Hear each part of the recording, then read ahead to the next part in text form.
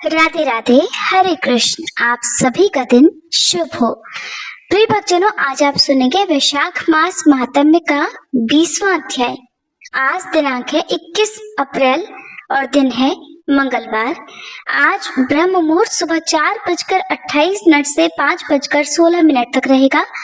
सूर्योदय होगा सुबह 6:05 पर, सूर्यास्त होगा शाम 6:46 पर। और आज चतुर्थी तिथि सुबह 4:15 तक रहेगी। बाद में पंचमी तिथि प्रारंभ होगी और राहु काल दोपहर 3 बजे से 4:30 बजे तक रहेगा। प्रिय श्रोताओं, आज मंगलवार का दिन है जो कि बजरंगबली हनुमान जी को समर्पित है। तो आज के अध्याय और कथाओं का शुभारंभ हम करेंगे मंगलवार की कथा के साथ। और आज आप सभी कमेंट बॉक्स में एक बात जरूर बताइएगा कि आप हमारे चैनल पर हमारी वीडियोस को देखना या हमारी इन कथाओं को सुनना क्यों पसंद करते हैं। कोई एक कारण अगर आप चाहें तो कमेंट बॉक्स में बता सकते हैं। एक बार व्यास जी ने कहा कि एक बार नैमिषारण्य तीर्थ में 88,000 मुनि एकत्रित होकर पुराणों के ज्ञाता श्री सूत जी महाराज से पूछने लगे, हे महामुने, आपने हमें अनेक पुराणों की कथाएं सुनाई हैं।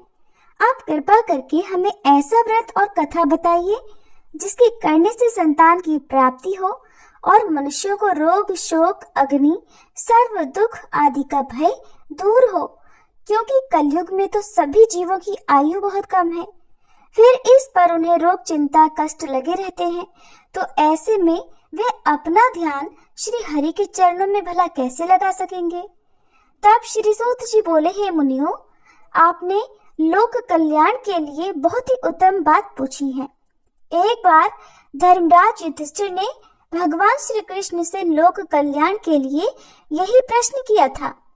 भगवान श्री कृष्ण और युधिष्ठिर के बीच जो वार्तालाप हुआ था, जो संवाद हुआ था, वो तुम्हारे सामने कहता हूँ, ध्यान देकर सुनो। एक समय पांडवों की सभा में श्री कृष्ण जी बैठे हुए थे। तब युधिष्ठिर महाराज ने भगवान श्री कृष्ण से प्रश्न किया, हे गोविंद, हे माधव, आपने मुझे अनेकों कथाएं सुनाई हैं।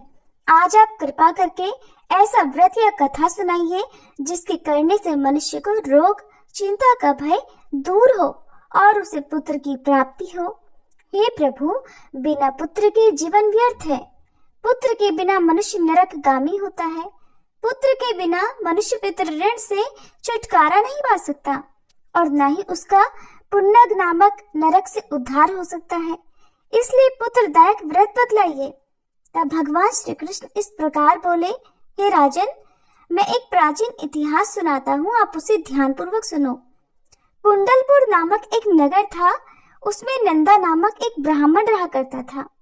भगवान की कृपा से उसके पास सब कुछ था, फिर भी वह बहुत दुखी था। इसका कारण यह था कि ब्राह्मण की पत्नी सुनंदा की कोई संतान नहीं थी। सुनंदा पतिव्रता थी, भक्ति पूर्वक श्री हनुमान जी की आराधना किया करती थी। मंगलवार के दिन व्रत करके अंत में भोजन बनाकर हनुमान जी को भोग लगाने के बाद स्वयं भोजन करती थी। एक बार मंगलवार के दिन वह ब्राह्मणी घर के काम की अधिकता के कारण हनुमान जी को भोग न लगा सकी, तो उसे इस बात पर बहुत दुख हुआ। उसने कुछ भी नहीं खाया और मन में प्रतिज्ञा की कि अब तो अगले मंगलवार को ही हनुमान जी को भोग लगाकर मैं अन्न जल ग्रहण करूंगी। ब्राह्मणी सुनंदा प्रतिदिन भोजन बनाती, श्रद्धा पूर्वक पति को खिलाती, किंतु खुद भोजन नहीं करती और मन ही मन श्री हनुमान जी की आराधना किया करती थी। इसी प्रकार 6 दिन गुजर गए और ब्राह्मणी सुनंदा अपने निश्चय के अनुसार भूखी प्यासी निराहार रही। अगले मंगलवार को ब्राह्मणी सुनंदा प्रातःकाल ही मूर्छित होकर गिर पड़ी। ब्राह्मणी सुनंदा की इस असीम भक्ति के प्रभाव से बजरंगबली हनुमान जी बहुत प्रसन्न हुए और प्रकट होकर बोले, सुनंदा, मैं तेरी भक्ति से बहुत प्रसन्न हूँ, तो उठ और कोई वर मांग। सुनंदा अपने आराध्य देव श्री हनुमान जी को देखकर आनंद की अधिकता से विह्वल होकर श्री हनुमान जी के चरणों में गिरकर बोली, हे प्रभु, मेरी कोई संतान नहीं है, कृपा करके मुझे संतान प्राप्ति का आशीर्वाद दे दीजिए, तो आपकी यदि कृपा होगी। तब बजरंगबली जी बोले, तेरी इच्छा अवश्य पूर्ण होगी, तुझे एक कन्या पैदा होगी, उसके अष्टांग प्रतिदिन सोना दिया करेंगे।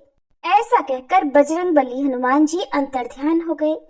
अब तो सुनंदा बहुत प्रसन्न हुई और सभी समाचार अपने पति से कह सुनाया। ब्राह्मण देव कन्या का वरदान सुनकर कुछ दुखी हुए, किंतु सोना मिलने की बात सुनी तो बहुत प्रसन्न हो गए। सोचा कि ऐसी कन्या के साथ तो मेरी निर्धनता भी दूर हो जाएगी। अब बजरंगबली जी की कृपा से वह ब्राह्मणी जल्दी ही गर्भवती हुई और 10वें महीने में उसे बहुत ही सुंदर पुत्री प्राप्त हुई। वह पुत्री अपने पिता के घर में ठीक उसी तरह से बढ़ने लगी जिस प्रकार शुक्ल पक्ष का चंद्रमा बढ़ता है। 10वें दिन ब्राह्मण ने उस बालिका का नामकरण संस्कार कराया। उसके कुल पुरोहित ने उस बालिका का नाम रत्नावली रखा, क्योंकि यह कन्या सोना प्रदान किया करती थी। इस कन्या ने पूर्व जन्म में बड़े ही विधान से मंगलदेव का व्रत किया था। रत्नावली का अष्टांग बहुत सा सोना देता था। उस सोने से नंदा ब्राह्मण बहुत जल्दी धनवान हो गया। अब उनके पास बहुत सारा धन था, जिस कारण वह ब्राह्मणी भी अभिमान करने लगी। समय बीतता रहा। अब रत्नावली 10 वर्ष की हो चुकी थी। एक दिन जब नंदा ब्राह्मण बहुत प्रसन्न था, तब सुनंदा ने अपने पति से कहा कि मेरी पुत्री रत्नावली विवाह के योग्य हो गई है, अतः आप कोई सुंदर और योग्य वर देखकर इसका विवाह करा दीजिए। ये सुनकर ब्राह्मण बोला, अभी तो रत्नावली बहुत छोटी है। तब ब्राह्मणी बोली, शास्त्रों की आज्ञा है कि कन्या 8 वर्ष में गौरी, 9 वर्ष में राहिणी, 10वें वर्ष में कन्या, इसके बाद रजस्वला हो जाती है। गौरी के दान से पाताल लोक की प्राप्ति होती है, राहिणी के दान से वैकुंठ लोक की प्राप्ति होती है, कन्या के दान से इंद्र लोक में सुखों की प्राप्ति होती है। अगर हे पतिदेव रजस्वला का दान किया जाता है तो घोर नरक की प्राप्ति होती है।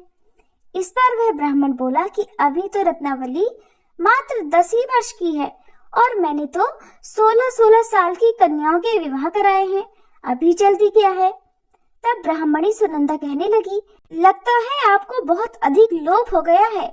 शास्त्रों में कहा गया है कि माता पिता और बड़ा भाई रजस्वला कन्या को देखते हैं तो वह अवश्य ही नरकगामी होते हैं। तब ब्राह्मण बोला, अच्छी बात है, कल मैं अवश्य ही योग्य वर की तलाश में अपना दूत भेजूंगा। दूसरे दिन ब्राह्मण ने अपने दूत को बुलाया और आज्ञा दी कि जैसी सुंदर मेरी कन्या है वैसा ही सुंदर वर उसके लिए तलाश करो। अब वह दूत अपने स्वामी की आज्ञा पाकर निकल पड़ा। पंपई नगर में उसने एक सुंदर लड़के को देखा। ये बालक एक ब्राह्मण परिवार का बहुत गुणवान पुत्र था। इसका नाम था सोमेश्वर। दूत ने इस सुंदर और गुणवान ब्राह्मण पुत्र के बारे में अपने स्वामी को पूरा परिचय दिया। ब्राह्मण नंदा को भी सोमेश्वर अच्छा लगा और फिर शुभ मुहूर्त में विधि पूर्वक कन्यादान करके ब्राह्मण ब्राह्मणी संतुष्ट हुए। परंतु ब्राह्मण के मन में तो लोभ समाया हुआ था। उसने कन्यादान तो कर दिया था, लेकिन वह बहुत ज्यादा बेचैन था। उसने सोचा कि रत्नावली तो अब चली जाएगी और मुझे इससे जो सोना मिलता था वो अब नहीं मिलेगा। मेरे पास जो धन था कुछ तो इसके विवाह में खर्च हो गया और जो बचा हुआ है वो भी कुछ दिनों के बाद समाप्त हो जाएगा। मैंने तो इसका विवाह करके बहुत बड़ी भूल कर दी है। अब कोई ऐसा उपाय हो कि रत्नावली मेरे घर में ही बनी रहे, अपनी ससुराल न जाए। लोभ रूपी राक्षस ब्राह्मण के मस्तिष्क पर छाता जा रहा था।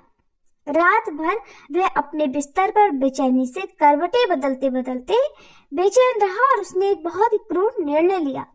उसने विचार किया कि जब रत्नावली को लेकर उसका पति सोमेश्वर अपने घर जाएगा तो वह रास्ते में छुपकर सोमेश्वर का वध कर डालेगा और अपनी लड़की को अपने घर ले आएगा, जिससे नियमित रूप से उसे सोना भी मिलता रहेगा और समाज का कोई भी मनुष्य उसे दोष भी नहीं दे सकेगा। प्रातः हुई तो नंदा और सुनंदा ने अपने जमाई तथा लड़की को बहुत सारा धन देकर विदा किया। सोमेश्वर अपनी पत्नी रत्नावली को लेकर ससुराल से अपने घर की तरफ चल दिया। ब्राह्मण नंदा महालोभ के वशीभूत होकर अपनी मति भ्रष्ट कर चुका था। पाप पुण्य का उसे कोई विचार ही नहीं रहा। अपने भयानक और क्रूर निर्णय को अंजाम देने के लिए उसने अपने दूत को मार्ग में अपने जमाई का वध करने के लिए भेज दिया था, ताकि रत्नावली से मिलने वाला सोना उसे हमेशा प्राप्त होता रहे और वो कभी निर्धन न हो सके। ब्राह्मण के दूत ने अपने स्वामी की आज्ञा का पालन करते हुए उसके जमाई सोमेश्वर का मार्ग में ही वध कर दिया। समाचार मिलने पर ब्राह्मण नंदा मार्ग में पहुंचा और रोती हुई अपनी पुत्री रत्नावली से बोला, हे पुत्री, मार्ग में लुटेरों ने तेरे पति का वध कर दिया है। भगवान की इच्छा के आगे किसी का कोई वश नहीं चलता। अब तू घर चल, वहां पर ही रहकर शेष जीवन बिताना। जो भाग्य में लिखा है वही होगा। अपने पति की अकाल मृत्यु से रत्नावली बहुत दुखी हुई। करुण क्रंदन और रोते हुए वह अपने पिता से कहने लगी कि हे पिताजी, इस संसार में जिस स्त्री का पति नहीं है उसका तो जीना व्यर्थ है। मैं अपने पति के साथ ही अपने शरीर को जला दूंगी और सती होकर अपने इस जन्म को, माता पिता के नाम को और सास ससुर के यश को सार्थक करूंगी। ब्राह्मण नंदा अपनी पत्नी रत्नावली के वचनों को सुनकर बहुत दुखी हुआ। सोचने लगा, मैंने तो व्यर्थ ही जमाई वध का पाप अपने सिर ले लिया। रत्नावली तो उसके पीछे अपने प्राण तक देने को तैयार है। मेरा तो दोनों तरफ से मरण हो गया। धन तो अब मिलेगा नहीं, जमाई वध के पाप के फलस्वरूप अब यम यातना भी भुगतनी पड़ेगी। यह सोचकर वह बहुत खिन्न हो गया। सोमेश्वर की चिता बनाई गई। रत्नावली सती होने की इच्छा से अपने पति का सिर अपनी गोद में रखकर चिता में बैठ गई। जैसे ही सोमेश्वर की चिता को अग्नि लगाई गई, वैसे ही प्रसन्न होकर मंगलदेव वहां प्रकट हुए और बोले, हे रत्नावली, मैं तेरी पति भक्ति से बहुत प्रसन्न हूँ, तू वर मांग। रत्नावली ने अपने पति का जीवन दान मांग लिया। तब मंगलदेव बोले, रत्नावली, तेरा पति अजर अमर है, ये महाविद्वान भी होगा और इसके अलावा तेरी जो इच्छा हो वो वर मांग। तब रत्नावली बोली, हे ग्रहों के स्वामी, यदि आप मुझ पर प्रसन्न हैं तो मुझे ये वरदान दीजिए कि जो भी मनुष्य मंगलवार के दिन प्रातः काल लाल पुष्प, लाल चंदन से पूजा करके आपका स्मरण करे, उसे कोई रोग व्याधि न हो, स्वजनों का कभी वियोग न हो, सर्प, अग्नि और शत्रुओं का कोई भय न रहे, और जो स्त्री मंगलवार का ये व्रत करे वो कभी विधवा न हो। तब मंगलदेव तथास्तु कहकर वहीं अंतर्ध्यान हो गए। सोमेश्वर मंगलदेव की कृपा से जीवित हो उठा। अब रत्नावली अपने पति को पुनः प्राप्त कर बहुत प्रसन्न हुई और मंगलदेव का व्रत वह प्रत्येक मंगलवार को करके व्रतराज और मंगलदेव की कृपा से इस लोक में सुख ऐश्वर्य को भोगते हुए अंत में अपने पिता के साथ स्वर्ग लोक को गई। इस प्रकार मंगलवार व्रत की पावन कथा समाप्त होती है। आप सब भी प्रेम से बोलिए बजरंगबली हनुमान की जय। अब सुनिए आज का अध्याय। देवर्षि नारद जी ने भगवान नारायण से पूछा, भगवान, अब मेरी ये सुनने की इच्छा है कि भगवान शंकर ने दयावश परशुराम को कौन सा मंत्र और कौन सा स्तोत्र और कवच दिया था। उस मंत्र के आराध्य देवता कौन है, कवच धारण करने का क्या फल है तथा स्तोत्र पाठ से किस फल की प्राप्ति होती है, वह सब कुछ आप कृपा करके बतलाइए। तब नारायण भगवान बोले, नारद, उस मंत्र के आराध्य देव गोलोकनाथ गोप गोपेश्वर सर्व समर्थ परिपूर्णतम स्वयं भगवान श्री कृष्ण हैं।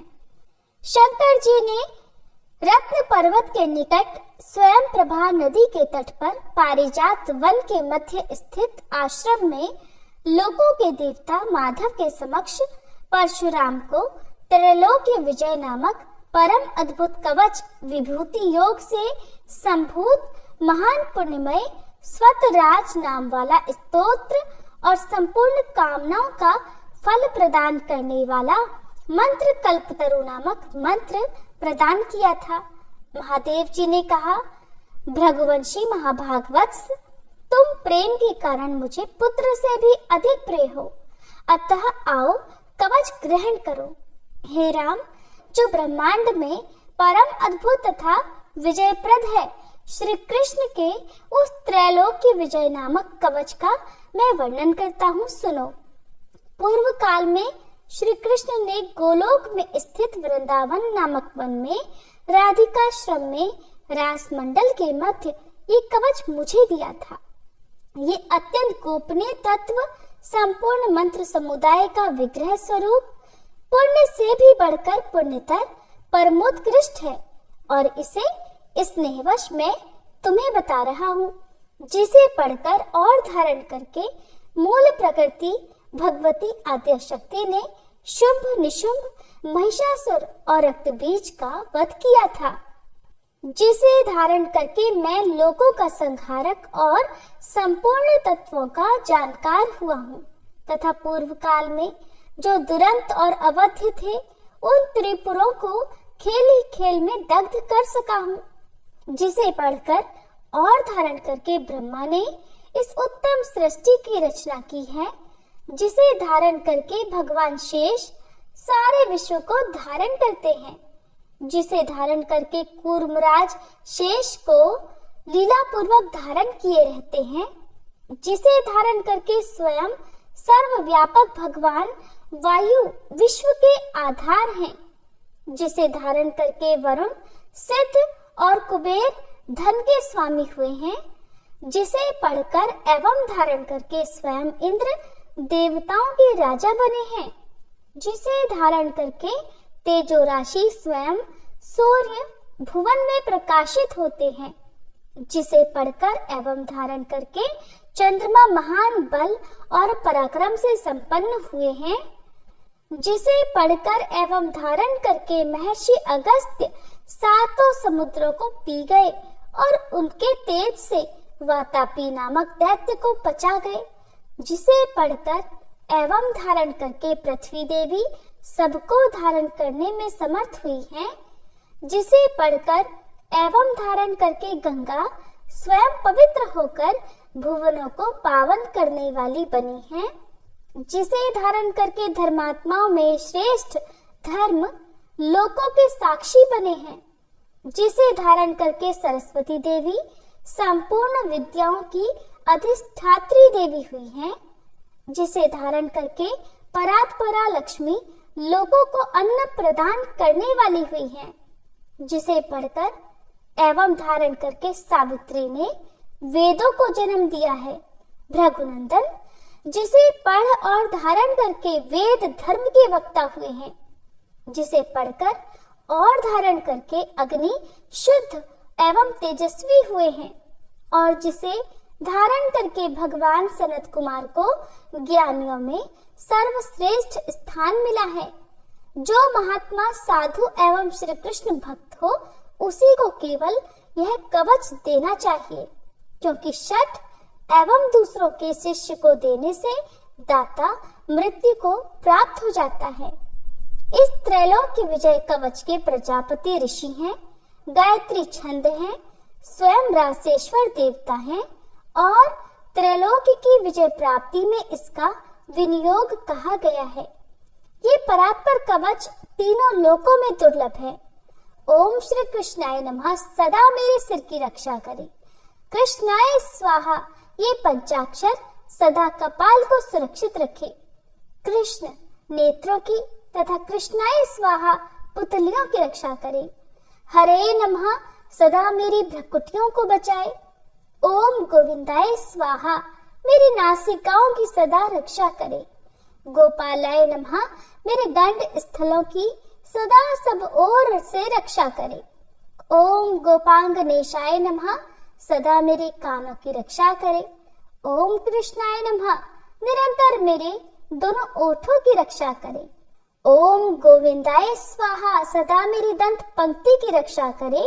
ओम कृष्णाय नमः दांतों के छिद्रों की तथा क्लिंग दांतों के ऊर्ध्व भाग की रक्षा करे। ओम श्री कृष्णाय स्वाहा सदा मेरी जिह्वा की रक्षा करे। रासेश्वराय स्वाहा सदा मेरे तालु की रक्षा करे। राधिकेशाय स्वाहा सदा मेरे कंठ की रक्षा करे। गोपांग नेशाय नमः सदा मेरे वक्ष स्थल की रक्षा करे। ओम गोपेशाय स्वाहा सदा मेरे कंधों की रक्षा करे। नमः किशोर वेशाय स्वाहा सदा मेरे पृष्ठ भाग की रक्षा करे। मुकुंदाय नमः सदा मेरे उदर की तथा ओम ह्रीं क्लीं कृष्णाय स्वाहा सदा मेरे हाथ पैरों की रक्षा करे। ओम विष्णवे नमः सदा मेरे दोनों भुजाओं की रक्षा करे। ओम ह्रीं भगवते स्वाहा सदा मेरे नखों की रक्षा करे। ओम नमो नारायणाय सदा नख छिद्रों की रक्षा करे। ओम ह्रीं ह्रीं पद्मनाभाय नमः सदा मेरी नाभि की रक्षा करे। ओम सर्वेशाय स्वाहा सदा मेरे कंकाल की रक्षा करे। ओम गोपी रमणाय स्वाहा सदा मेरे नितंब की रक्षा करे। ओम गोपी रमण नाथाय स्वाहा सदा मेरे पैरों की रक्षा करे। ओम ह्रीं श्रीं रसिकेशाय स्वाहा सदा मेरे सर्वांगों की रक्षा करे। ओम केशवाय स्वाहा सदा मेरे केशों की रक्षा करे। नमः कृष्णाय स्वाहा सदा मेरे ब्रह्मरंध्र की रक्षा करे। ओम माधवाय स्वाहा सदा मेरे रोमों की रक्षा करे। ओम ह्रीं श्रीं रसिकेशाय स्वाहा मेरे सर्वस्व की सदा रक्षा करे। परिपूर्णतम श्री कृष्ण पूर्व दिशा में सर्वदा मेरी रक्षा करे। स्वयं गोलोकनाथ अग्निकोण में मेरी रक्षा करे।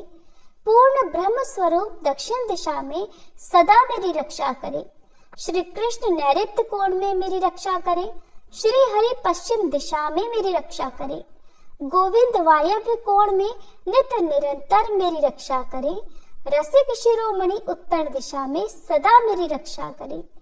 वृंदावन विहार कृत सदा ईशान कोण में मेरी रक्षा करे। वृंदावनी के प्राणनाथ ऊर्ध्व भाग में मेरी रक्षा करे। महाबली बलिहारी माधव सदैव मेरी रक्षा करे।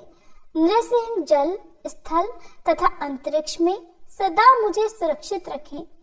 माधव सोते समय तथा जागृत काल में सदा मेरा पालन करे तथा जो सबके अंतरात्मा निर्लेप और सर्वव्यापक हैं, वे भगवान सब ओर से मेरी रक्षा करें।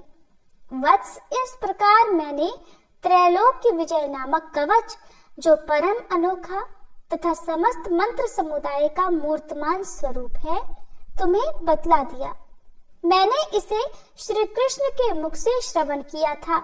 इसे जिस किसी को नहीं बतलाना चाहिए, जो विधि पूर्वक गुरु का पूजन करके इस कवच को गले में अथवा दाहिनी भुजा पर धारण करता है, वह भी विष्णु तुल्य हो जाता है, इसमें संशय नहीं है। वह भक्त जहाँ जाता है, जहाँ रहता है, वहाँ लक्ष्मी और सरस्वती भी निवास करती हैं। यदि उसे कवच सिद्ध हो जाता है तो वह जीवन मुक्त हो जाता है और उसे करोड़ों वर्षों की पूजा का फल प्राप्त हो जाता है। हजारों राजसूय, सैकड़ों वाजपेयी, 10,000 अश्वमेध, संपूर्ण महादान तथा पृथ्वी की प्रदक्षिणा, ये सभी इस त्रैलोक्य विजय की 16वीं कला की भी समानता नहीं कर सकते। व्रत उपवास का नियम, स्वाध्याय, अध्ययन, तपस्या और समस्त तीर्थों में स्नान, ये सभी इसकी एक कला को भी नहीं पा सकते। यदि मनुष्य इस कवच को सिद्ध कर ले तो निश्चय ही उसे सिद्धि, अमरता और श्री हरि की दास्ता आदि सब कुछ मिल जाता है। जो इसका 10 लाख जप करता है, उसे यह कवच सिद्ध हो जाता है। और जो सिद्ध कवच होता है वह निश्चय ही सर्वज्ञ हो जाता है। परंतु जो इस कवच को जाने बिना श्री कृष्ण का भजन करता है, उसकी बुद्धि अत्यंत मंद है। उसे करोड़ों कल्पों तक जप करने पर भी मंत्र सिद्धिदायक नहीं होता। वत्स, इस कवच को धारण करके तुम आनंद पूर्वक निःशंक होकर अनायास ही 21 बार पृथ्वी को क्षत्रियों से शून्य कर डालो। पुत्र, प्राण संकट के समय राज्य दिया जा सकता है, सिर कटाया जा सकता है और प्राणों का परित्याग भी किया जा सकता है, परंतु ऐसे कवच का दान कभी नहीं करना चाहिए। इति श्री कृष्ण कवचम पाठ संपूर्णम। अब सुनिए आज का महात्म्य। अर्जुन ने भरद्वाज जी के मुख से महानदी स्वर्णमुखी की उत्पत्ति और प्रभाव का भलीभांति वर्णन सुना। उसके बाद पूछा, हे मुने, स्वर्णमुखी नदी में किन किन पवित्र नदियों का संगम हुआ है और इसमें कहाँ स्नान करने से सभी पाप कट जाने के कारण मनुष्य यमराज के भय को प्राप्त नहीं होते। तब भरद्वाज जी बोले, कुंती नंदन, अगस्त्य पर्वत से जहाँ पहले पहल महानदी सुवर्णमुखी पृथ्वी पर उतरी है, उस तीर्थ में स्नान करके मनुष्य कृतार्थ हो जाता है। ये पावन तीर्थ त्रिभुवन में अगस्त्य तीर्थ के नाम से प्रसिद्ध है। उस तीर्थ में जो प्रयत्नशील साधक अपनी इंद्रियों को संयम में रखते हुए स्नान करते हैं, वे सभी फल प्राप्त कर लेते हैं। वहाँ सब लोगों को आनंद देने वाले अगस्त्य मुनि के द्वारा स्थापित किए हुए भगवान शिव अगस्त्येश्वर के नाम से प्रसिद्ध हैं। उस महानदी में स्नान करके जो लोग अगस्त्येश्वर की पूजा करते हैं, उन्हें 10 अश्वमेध यज्ञों का फल प्राप्त होता है। अगस्त्य तीर्थ से ईशान कोण की ओर 1 कोस की दूरी पर 3 तीर्थ और हैं, जो देव तीर्थ, ऋषि तीर्थ और पितृ तीर्थ के नाम से प्रसिद्ध हैं। वहीं पर अगस्त्य मुनि ने देवताओं, ऋषियों तथा पितरों का पूजन किया था। जो लोग स्नान करके उन तीर्थों में तर्पण करते हैं, वे तीनों ऋणों से मुक्त होकर अक्षय स्वर्ग को प्राप्त होते हैं। वहां से पूर्व उत्तर की ओर 2 योजन की सीमा में वेणा नाम वाली महानदी सुवर्णमुखी में मिली है। इन दोनों नदियों के संगम में विधि पूर्वक स्नान करने वाले मनुष्य 10 अश्वमेध यज्ञों का फल प्राप्त करते हैं। वेणा से मिलकर परम पवित्र स्वर्णमुखी नदी पर्वत के दुर्गम मार्ग से उत्तर वाहिनी होकर गई हुई है। फिर पर्वत के बीचों बीच से होकर विषम मार्ग से आगे बढ़ती हुई 4 योजन दूर जाकर प्रकाश में आई है। वहां से पूर्व 1.5 योजन की दूरी पर उदकल नामक मनोहर स्थान में ये महानदी पूर्व वाहिनी हो गई है, अर्थात पूर्व दिशा की ओर बहने वाली हो गई है। वहीं भगवान शंकर का अगस्त्येश्वर नाम से प्रसिद्ध एक और शिवलिंग है, जो स्मरण मात्र से ही मनुष्यों के सभी पापों का नाश करने वाला है। जो मनुष्य उस महानदी में स्नान करके इंद्रियों को संयम में रखते हुए अगस्त्य मुनि के द्वारा स्थापित भगवान पार्वतीनाथ का दर्शन करते हैं, वे अनेक जन्मों की उपार्जित पाप राशि को दूर करके अनंत काल तक स्वर्गलोक में सुख भोगते हैं। वहां से तीर्थ समुदाय से सुशोभित स्वर्णमुखी नदी पुनः आधे योजन तक उत्तर की ओर गई है। वह प्रदेश हिंताल, ताल और शाल आदि वृक्षों से बड़ा मनोहर लगता है। वहीं व्याघ्रपदा नाम वाली नदी स्वर्णमुखी नदी में मिली है। उन दोनों नदियों के संगम में स्नान करने वाले श्रेष्ठ मनुष्य 10 अश्वमेध यज्ञों का पूर्ण फल प्राप्त करते हैं। व्याघ्रपदा नदी के तट पर शंख तीर्थ सुशोभित है, जो सब पापों का नाश करने वाला है। अर्जुन, वह शंखेश्वर नाम से प्रसिद्ध भगवान शिव विराजमान है। जो उस तीर्थ में भलीभांति स्नान करके भगवान शंकर का दर्शन करते हैं, वे 10 अश्वमेध यज्ञों का फल प्राप्त करके फिर देवलोक में जाते हैं। व्याघ्रपदा संगम से 1 योजन भूमि आगे जाकर शुभ और निर्मल जल बहाने वाली मुनींद्र सेवित स्वर्णमुखी नदी वृषभाचल के समीप पहुंची है। वहां मंगलदायिनी कल्या नाम वाली पवित्र नदी स्वर्णमुखी में आकर मिली है। वह वृषभाचल से प्रकट हुई है। तीर्थराज से उसकी शोभा और भी अधिक बढ़ गई है। नदियों में उत्तम कल्या नदी पाप समूह का नाश करने वाली है। उन दोनों नदियों के संगम की महिमा बतलाने में भला कौन समर्थ है। जहाँ नदी के बीच में ब्रह्मशिला विराजमान है और अगस्त्य जी की तपस्या के प्रभाव से जहाँ गया तीर्थ का वास है, उन दोनों नदियों के पवित्र संगम में स्नान करने वाले मनुष्य 100 पुंडरीक यज्ञों का फल प्राप्त करते हैं और उनके ब्रह्म हत्या आदि सभी पाप भी नष्ट हो जाते हैं। इसके बाद महानदी स्वर्णमुखी के उत्तर भाग में आधे योजन दूर सुप्रसिद्ध वेंकटाचल पर्वत विराजमान है, जिसकी ऊंचाई 1 योजन की है। भगवान मधुसूदन ने पहले वाराह शरीर से इस पर्वत को अपने रहने के लिए स्वीकार किया था, इसलिए श्रेष्ठ पुरुषों ने इसे वाराह क्षेत्र कहा है। वेंकटाचल पर भगवान विष्णु श्री लक्ष्मी जी के साथ सदैव निवास करते हैं। जो लोग वेंकटाचल निवासी जगदीश्वर विष्णु का स्मरण करते हैं, वे सब दोषों से रहित होकर सनातन अविनाशी पद को प्राप्त होते हैं। अर्जुन ने पूछा, महामुने, लक्ष्मीपति भगवान विष्णु परम पवित्र वेंकटाचल पर कैसे प्रकट हुए? किस पुण्यात्मा पर प्रसन्न होकर उन्होंने भोग और मोक्ष प्रदान करने वाले अपने अद्भुत रूप को प्रकाशित किया है? अर्जुन का प्रश्न सुनकर भरद्वाज जी बोले, कुंती नंदन, पूर्व काल में भगीरथी के तट पर यज्ञ दीक्षा परायण तथा विशुद्ध ज्ञान से विभूषित महात्मा राजा जनक से वामदेव जी ने जो पाप नाशक कथा कही थी, वह भगवान विष्णु के कीर्तन से युक्त होने के कारण सबको पवित्र करने वाली है। वही कथा अब मैं तुम्हें सुनाऊंगा। भगवान नारायण ही सभी प्राणियों के आदि कारण है। संपूर्ण विश्व उन्हीं का रूप है। वे जगत के सृष्टा हैं। उनका स्वरूप चिन्मय और निरंजन है। उनके सहस्त्रों मस्तक, सहस्त्रों नेत्र और सहस्त्रों चरण हैं। उन्हीं के तेज से ये संपूर्ण जगत प्रकाशित होता है। उनसे बढ़कर तेज, उनसे बड़ा तप, उनसे बड़ा ज्ञान, उनसे बड़ा योग तथा उनसे बड़ी विद्या भी नहीं है। वे भगवान श्री हरि सदा समस्त प्राणियों में विद्यमान है। समस्त जीव उन्हीं में सुखपूर्वक निवास करते हैं। वे ही यज्ञ, यजमान और यज्ञ के श्रुक, श्रुवा आदि साधन है। वे ही फल हैं और वे ही फलदाता हैं और वे ही सबके प्राप्त करने योग्य परम गति है। अर्जुन ने पूछा, मुने, भगवान श्री हरि नेत्रों द्वारा दर्शन और मन द्वारा चिंतन आदि के विषय नहीं है, तो भी वे यहाँ मनुष्यों को प्रत्यक्ष कैसे हुए? भरद्वाज जी ने कहा, अर्जुन, है वंश में श्रुत नाम से प्रसिद्ध एक राजा हुए हैं, जिन्होंने पृथ्वी और यहाँ की प्रजा का बहुत लंबे समय तक अपनी संतान की तरह पालन किया था। उनके पुत्र शंख हुए, जो सभी गुणों के निधि और सभी शास्त्रों में कुशल थे। उन्होंने भी पृथ्वी का न्याय पूर्वक शासन किया। कमल के समान नेत्रों वाले जगदीश्वर भगवान विष्णु में राजा शंख की निश्चल और अनन्य भक्ति थी।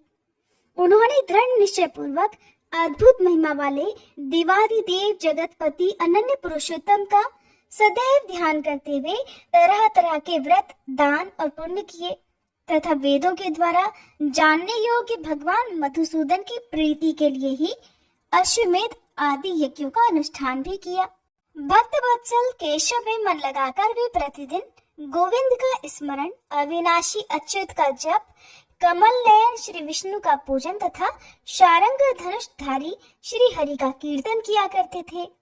पुराण के विद्वानों द्वारा कही जाने वाली पवित्र भगवत कथाओं को, जो संसार सागर से पार उतारने वाली है, वे सदैव सुना करते थे। भगवत प्रीति के लिए ही ब्राह्मणों की पूजा अर्चना किया करते थे। इस प्रकार सर्वथा अविराम गति से श्री हरि की आराधना में लीन होने पर भी राजा शंख ने परम स्वतंत्र भगवान पुरुषोत्तम का कभी भी प्रत्यक्ष दर्शन नहीं पाया। भगवान का दर्शन न पाने से उनका हृदय शोक से व्याकुल हो गया और उन्हें बड़ी चिंता हुई। शंख बोले कि मैंने बीते हुए सहस्त्राधिक जन्मों में बहुत बड़ा पाप किया है, जिसके कारण ही आज तक भगवान ने मुझे कभी प्रत्यक्ष दर्शन ही नहीं दिए।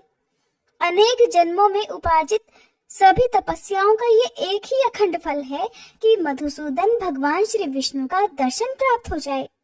अहो, भगवान मेरे नेत्रों के समक्ष कैसे प्रकट होंगे? कानों से उनके वचन सुनने का सौभाग्य कैसे प्राप्त होगा? इस प्रकार चिंता से व्याकुल होकर जब राजा के मन में जीवित रहने की इच्छा ही नहीं रह गई, तब अव्यक्त मूर्ति भगवान विष्णु ने सबके सुनते हुए कहा, राजन, तुम शोक मत करो। तुम तो एकमात्र मेरी शरण में आए हुए साधु भक्त हो। मैं भला तुम्हारा त्याग कैसे कर सकता हूँ? यह वेंकट नामक पर्वत तीनों लोकों में प्रसिद्ध है। राजन, यहाँ का निवास मुझे वैकुंठ से भी अधिक प्रिय है। उस श्रेष्ठ पर्वत पर जाकर भक्ति पूर्वक तपस्या करते रहने पर मैं तुम्हें प्रत्यक्ष दर्शन दूंगा। तुम्हारी ही तरह महर्षि अगस्त्य भी ब्रह्मा जी की आज्ञा से अंजनाचल के महानिवास में तपस्या करने के लिए आएंगे। उसी पर्वत पर निवास करते हुए तुम भी मेरी आराधना करो, इससे तुम मेरा दर्शन प्राप्त कर लोगे। भगवान के इस प्रकार आज्ञा देने पर राजा शंख को बड़ी प्रसन्नता हुई। उन्होंने मन ही मन अपने आप को धन्य माना और अपने पुत्र वज्र को प्रजा पालन के कार्य में नियुक्त करके भगवान विष्णु के दर्शन की इच्छा से नारायण गिरी को प्रस्थान किया। उस पर्वत के ऊंचे शिखर पर पहुंचकर उन्होंने अमृत के समान दिव्य जल से भरी हुई कल्याणमयी स्वामी पुष्करिणी को देखा और उसके किनारे कुटी बनाकर स्नान पान आदि के द्वारा संतोष लाभ किया। जगदीश जनार्दन को अपने सभी कर्म समर्पित करके राजा शंख प्रतिदिन जप और ध्यान में संलग्न रहने लगे। वहां उन्होंने तपस्या भी की। इसी बीच सैकड़ों मुनियों से घिरे हुए अगस्त्य जी भी उस आदि पर्वत पर आए और वहां की आश्चर्यमयी वस्तुओं को देखते हुए सब ओर घूमते रहे। स्कंद धारा आदि तीर्थों में स्नान करके वहां उन्होंने जगदीश्वर भगवान विष्णु की बहुत समय तक आराधना की, परंतु कमल नयन भगवान श्री हरि को कहीं भी प्रत्यक्ष नहीं देखा। इससे वे चिंता और शोक में डूब गए।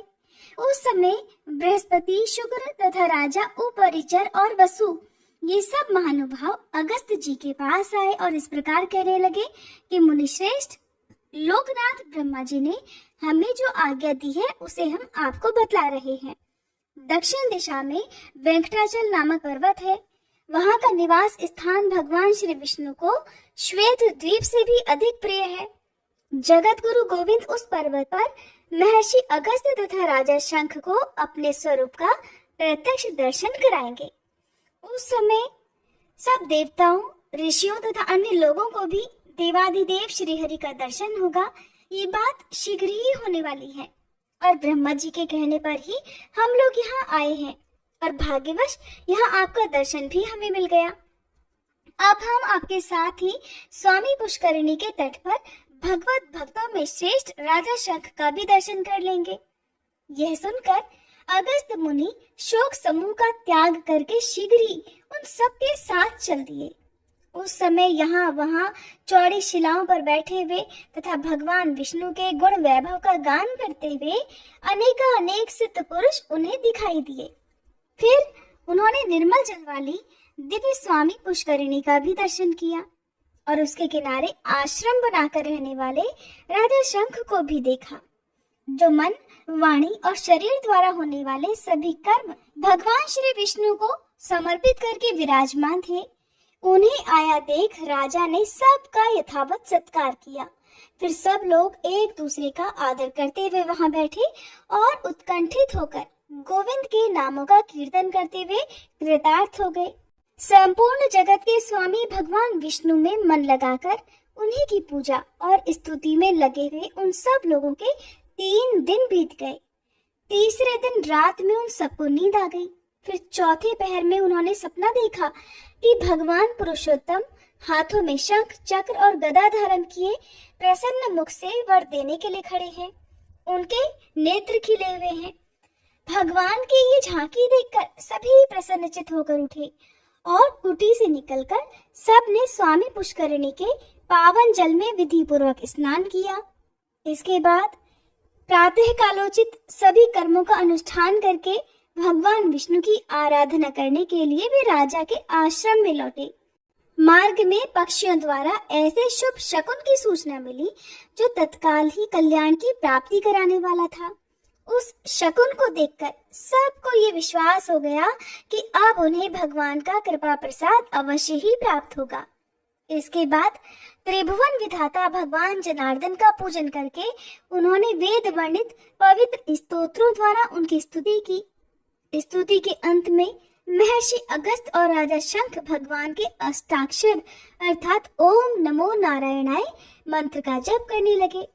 इस प्रकार जगत स्वामी श्री हरि में मन लगाए हुए उन महात्माओं के आगे एक महान अद्भुत तेज प्रकट हुआ जो कोटि कोटि सूर्य चंद्रमा और अग्नियों के तेज पुंज सा प्रतीत हो रहा था।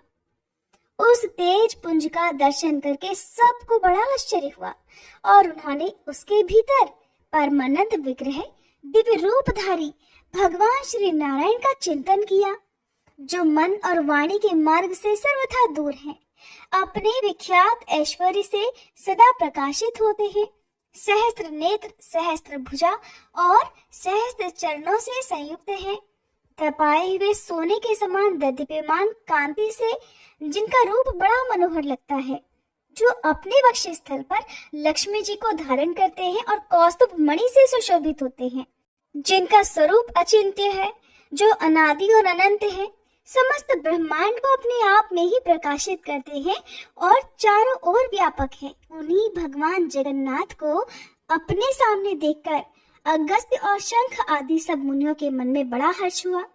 सबने बार बार भगवान के चरणों में मस्तक झुकाया। उस समय लोक रक्षा के लिए सब ओर भ्रमण करने वाले भगवान के तेज बल संपन्न आयुध उनकी सेवा में उपस्थित हो गए। सूर्य के समान तेजस्वी चक्र, दिव्य गदा, नंदक नामक खड्ग, कमल तथा भयानक गर्जना करने वाला चंद्रमा के समान कांतिमान पांचजन्य शंख, ये सभी उपस्थित हो गए। शंख ने अपनी ध्वनि से समस्त ब्रह्मांड को परिपूर्ण कर दिया। उस शंखनाद को सुनकर वशिष्ठ आदि मुनि, गंधर्व, नाग, किन्नर, विश्वक्सेन, गरुड़ तथा जय विजय आदि श्वेत द्वीप निवासी पार्षद भी आ गए। देव वृक्षों से उत्पन्न पारिजात आदि पुष्पों की वहां अद्भुत वर्षा होने लगी, जिसकी घनीभूत सुगंध से सबका अंतःकरण प्रसन्न हो गया। भक्त वत्सल कमल नयन भगवान विष्णु को प्रसन्न देखकर सभी देवताओं और ऋषियों ने तरह तरह के स्तोत्रों से साष्टांग प्रणाम पूर्वक उनकी स्तुति की। ब्रह्मादि देवता बोले, दया सागर भगवान विष्णु आपकी जय हो। हे कमल नयन आपकी जय हो। समस्त लोगों को एकमात्र वर देने वाले भक्तार्थी भंजन आपकी जय हो, जय हो। आप अनंत हैं, अविनाशी हैं, परम शांत हैं। मन और वाणी की आप तक पहुंच ही नहीं है। आपका स्वरूप विशुद्ध सच्चिदानंदमय है। आपको सम्यक रूप से कौन जानता है? विद्वान पुरुष आपको सूक्ष्म से भी अत्यंत सूक्ष्म, स्थूल से भी स्थूल, सबके भीतर विराजमान, प्रकृति से परे अच्युत पुरुष कहते हैं। माया के अधीन रहने वाले देहाभिमानी पुरुषों में से कौन भला आपका वर्णन करने में समर्थ है? प्रभु, आपका यह स्वरूप अत्यंत भयदायक है। इसे देखकर हम भय से उद्विग्न हो रहे हैं, इसलिए आप शांत स्वरूप धारण करें। ब्रह्मादि देवताओं के द्वारा इस प्रकार स्तुति किए जाने पर भगवान गरुड़ ध्वज ने उसी क्षण सौम्य रूप धारण कर लिया। उनका मुख अब चंद्रमंडल के समान शोभा पाने लगा। प्रचंड तेज शांत हो गया। श्री अंगों की श्याम कांति नील कमल दल के समान सुशोभित हो गई। दिव्य शरीर पर सुनहरे रंग का पीतांबर छवि पा रहा था। अब भगवान रत्नमय आभूषणों से विभूषित दिखाई देने लगे।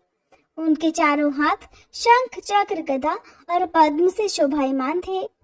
भगवान लक्ष्मीपति के इस मनोहर रूप को देखकर सबने उन्हें बारंबार प्रणाम किया।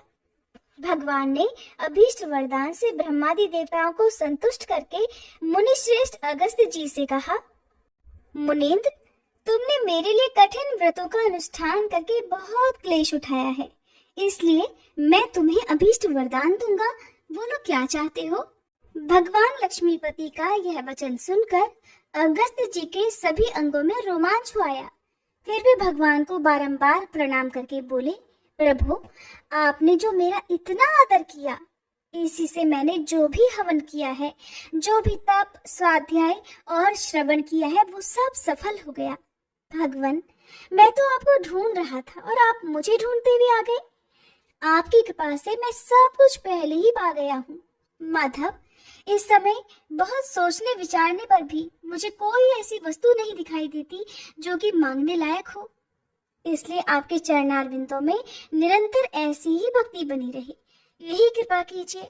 सुवर्ण मुखरी नदी के जल में स्नान करके जो लोग वेंकटाचल पर विराजमान आपका दर्शन करें वे भोग और मोक्ष के भागी हो जाएं।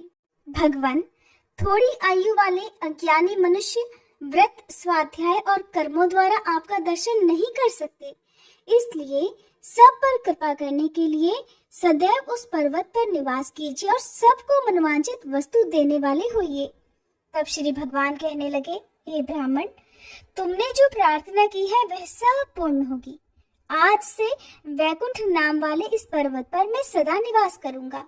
सुवर्णमुखी नदी के जल में स्नान करके अपने पाप पंख को धोकर जो लोग एकाग्र चित्त से इस वैकुंठ शैल पर मेरा दर्शन करेंगे वे बार बार जन्म मरण के बंधन से रहित तथा केवल परमानंद से प्रकाशमान मेरे परम धाम को प्राप्त होंगे। जो मनुष्य जिन कामनाओं की इच्छा से यहाँ आकर मेरा दर्शन करेंगे वे उन कामनाओं को निसंदेह प्राप्त कर लेंगे। अगस्त्य मुनि से ऐसा कहकर भगवान विष्णु ने राजा शंख की ओर देखा और ब्रह्मादि के सुनते हुए कहा, राजन, मैं तुम्हारी भक्ति से बहुत संतुष्ट हूँ, तुम कोई मनोवांछित वर मांगो। तब शंख बोले, भगवान, आपके चरण कमलों की सेवा के अलावा मैं दूसरा कुछ भी नहीं मांगना चाहता। आपके भक्त जिस गति को पाते हैं उसी उत्तम गति के लिए मैं भी याचना कर रहा हूँ। श्री भगवान कहने लगे, शंख, तुमने जो कुछ मांगा है वह सब उसी रूप में प्राप्त होगा। मेरी सेवा में लगे रहने वाले कल्याणमय पुरुषों के लिए भला कौन सी वस्तु दुर्लभ है। इसके बाद ब्रह्मादि सभी देवताओं को विदा करके भगवान कमल नयन श्री विष्णु वहीं अंतर ध्यान हो गए। अर्जुन, यह वेंकटाचल का प्रभाव तुम्हें बताया गया है। इस पवित्र कथा को सुन के सभी मनुष्य पापों से मुक्त हो जाते हैं। ब्रह्मांड में भगवान वेंकटेश्वर के समान दूसरा कोई देवता न हुआ है, न होगा, और वेंकटाचल के समान कोई तीर्थ स्थान न हुआ है और न ही होगा। स्वामी तीर्थ के समान सरोवर अन्यत्र कहीं नहीं है। जो मनुष्य प्रतिदिन प्रातः काल उठकर भगवान वेंकटेश्वर का स्मरण करते हैं, मोक्ष उनके हाथ में है। जो श्रेष्ठ मनुष्य वेंकटाचल का यह महात्म्य सुनते हैं उन्हें इस लोक और परलोक में भोग और मोक्ष प्राप्त होते हैं। प्रिय भक्तजनों, ये था आज का अध्याय। अब सुनिए तुलसी माता की आरती। तुलसी महारानी नमो नमो, हरि की पटरानी नमो नमो। धन तुलसी पूरण तप कीनो, धन तुलसी पूरण तप कीनो।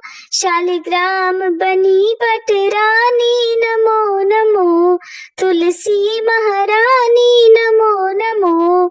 जाके पत्र मंजरी कोमल, जाके पत्र मंजरी कोमल। श्रीपति कमल चरण लपटानी नमो नमो, तुलसी महारानी नमो नमो। धूप दीप नैवेद्य आरती, धूप दीप नैवेद्य आरती। पुष्पन की वर्षा वर्षानी नमो नमो, तुलसी महारानी नमो नमो। 56 भोग 3600 व्यंजन, 56 भोग 3600 व्यंजन। बिन तुलसी हरि एक न मानी नमो नमो, बिन तुलसी हरि एक न मानी नमो नमो। तुलसी महारानी नमो नमो। सभी सखी मैया तेरो यश गावे, सभी सखी मैया तेरो यश गावे। भक्ति दान दीजे महारानी नमो नमो, तुलसी महारानी नमो नमो। हरि की पटरानी नमो नमो, तुलसी महारानी नमो नमो। तुलसी मैया की जय।